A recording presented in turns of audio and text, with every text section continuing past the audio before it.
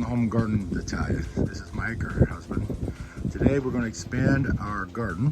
We just completed these beds here in the last few weeks, and we are about to put in the same setup over here, and then we need to relocate that and put some additional beds in. So we've got a total of let's see, 7 more beds to go, but today we're only going to focus on 3, and those 3 beds are going to mimic these over here. Now this project may take more than one day, but we're going to start it today and come along on our journey, and hopefully you enjoy this and it's somewhat helpful. We love these beds. They are very universal, easy to set up, and easy to maintain, especially down here in Florida. The thing with wood, you've got the issue with UV. Steel that's not painted and coated correctly has an erosion issue from rust and corrosion. Block is probably your best choice, but it's very bulky. The nice thing about these is they're very thin metal, and they're very structurally sound, and they hold a lot of volume. So we're going to talk about how we're going to put these together, and then how we're going to fill them to cut down on your costs, while at the same time increasing your opportunity for growth. Hopefully you enjoy this video, and if you do, please subscribe and follow us here on the channel. Thank you very much. Okay, one of the vendors that we buy from, we have a couple we buy from that we challenge them against each other to get the best price. Viega, it's a nice product, comes boxed, prepped to go. Pretty much everything you need, your fasteners, everything's inside. You know, my recommendation on tools is make sure you have a tape so you get your dimensions correctly. They're typically a Phillips head. I use this, it's much faster. Basically an impact driver. And this I use to cut the tree limbs up to put inside. I highly recommend using one of those, because if you don't, your hands are gonna hurt by the end of the day. It's automated and it goes pretty quick. It'll do up to about 1 inch. It says 1.5 inches, but this particular one does up to 1 inch. Well, if it's dry, it'll do 1.5. The other thing is you wanna make sure your surface is level as much as possible and clean up debris, and then lay out where you want to set it after you get assembled. The key is get them assembled first, because they're bulky.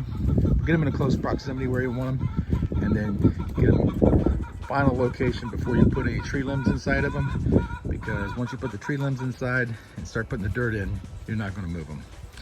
Hopefully this video is a little bit helpful in getting you to understand the preparation side of this. It's fun to put together. They're not hard or nor time consuming. Now you're doing them by yourself, it takes a little more time, but if you get a couple of people, it goes faster. We're about halfway there. There's a reason why I stopped the assembly here. The reason is, one, I can get it positioned where I want it. I can check this, which is now 59.5 inches off of this wood frame, from the pergola to the base. I can get it aligned, but the bigger issue is being able to fill this section. Filling the outer sections are easy. Fill in the middle section, if you put those on, it gets very difficult. So this will allow me to put the organic matter down in there, the cardboard down in there, and then fill up the dirt almost all the way to the top. And then I'll put the second or the third tier corners on. And when I do that, then I'll finish the middle, filling it up. Then I'll put some more organic matter in there, and then I'll finish the center section, which will be the highest section. That will give me the 3-tier system. As you can see from this angle, we only got 2 tiers fully assembled. This will make it easier and much simpler to fill. All right, we got our cardboard in, and the cardboard's put in there for really 3 reasons. One is to prevent the water from washing the soil out from underneath the container. The second is to slow the water flow down to allow the soil to absorb more of it, because one of the problems is on these beds, the water will go down the side of the bed and flush out, and the soil won't get wet. And then the third one is to retain moisture between rains or watering, which will help plants grow longer and faster. Therefore, it's highly recommended you cover the whole area on the bottom, and got some coverage along the side of the walls to prevent that from flushing out when it rains, and to hold that water in a little longer, along with the moisture. Now we're going to put the organic matter in. You don't want to overdo it, but you should do about, on the taller beds, about 50%, on the small beds, about 25%. And that way you have enough dirt, but at the same time, it can break down and generate the nitrogen you need. All right, we got our organic matter in. You can see I've got this one filled, maybe 15%. This here is at about 1/3. I've got the middle a little bit further. I'm getting ready to put some cow manure on there, just your standard cow manure compost. And I'll put it on lightly, and then I'll flush it down into the cracks with the intent to get it packed out. Once I get it packed out, then I'll start building the middle up again and put the last tier system on, which then will allow me to start loading the layers of dirt. And the dirt's going to be a combination of peat moss, black cow, and organic soil. I normally put in some goat manure, but today I don't have any, so we're going to try to see what it does without the goat manure, do a comparison to this one to the other one, and we'll see which one performs better. All right, let's get it done. Okay, I'm watering my black cow in now. So I took the black cow organic dirt, put it in. And the reason I do that is it has a high concentration of bark, again, acting like a filter. So when I put the peat moss on there and I put the organic dirt on there, and I'll take pictures of each bag so you know what that is. And then I would normally put a layer of cow or goat manure, raw goat manure straight from a goat farm here locally, but today I don't have that. Then I go back over top with the cow manure.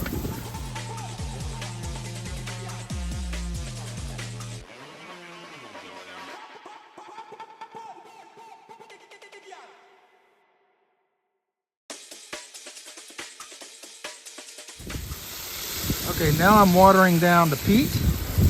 You'll notice I don't have peat going all the way across here. I left the black cow. The reason being is I gotta put these end pieces on here, making the third tier. And then once I do that, then I'll put some cow manure down, more black cow organic dirt, then the peat, then the organic dirt, and then some more black cow. It seems to work well for us. There's really no one way it's perfect. It all depends on your area and what works for you.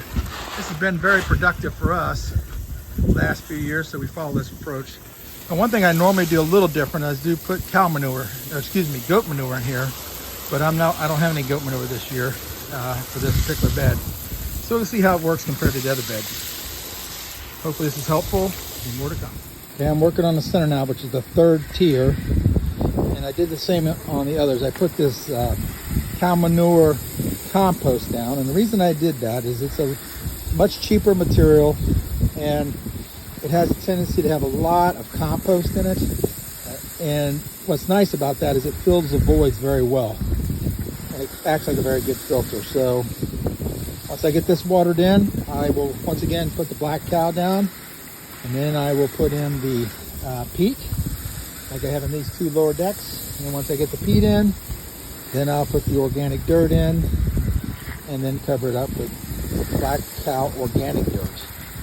So again, this is just your run-of-the-mill cow manure compost you buy at the Home Depot store, and works very well for this reason. So I got my Kelly's All Natural Organic Soil in, and there's one slight deviation on the third layer. I put that in along with the cow manure, then I'll put peat on top of this and another bag. Since this is a much bigger area, I changed it up a little bit just to make sure I got good soil, because I'm going to grow some up here that's got deep roots, a lot deeper roots in the other two areas. So I add a little bit extra boost up here. But for the most part, it's the same process, other than I'll put another bag of organic dirt on top of the peat, just like I did these. So these have peat underneath of them, and then I'll put the peat up at the top on the third layer. And the reason being is, if I put the peat in first, it'd be too low to have any effect. Now the peat is at the right height to have the effect that it needs to hold the moisture and provide the nutrients that it needs. So, all right. Okay, finally the last layer. Again, like I said, we top off the Kelly's Organic garden soil with the black cow. And the black cow, because if you look really close, you'll see it's got a lot of bark, and it acts a lot like a mulch on top. It does a really nice job. And I don't mix them, as I said before. I'll mix them when I plant the plants, and they get mixed in the planting area, but the rest of it stays pretty much the same. I know some people say you should mix the dirt all the way around. I've tried it either way. This way seems to work just fine. Again, it's all up to what works for you. So hopefully this was helpful. Again, our objective is to make this side here replicate this side over here. So when you walk out of the pergola, you'll see this beautiful garden area. We've got more work to do. We're expanding it. We've already added 9 beds this year, and I got 6 more to add, so I think it's going to take us up to a total of over 20 beds. Our in-ground garden's doing well too, and if you want to see some videos on that, just check them out. They're on the site.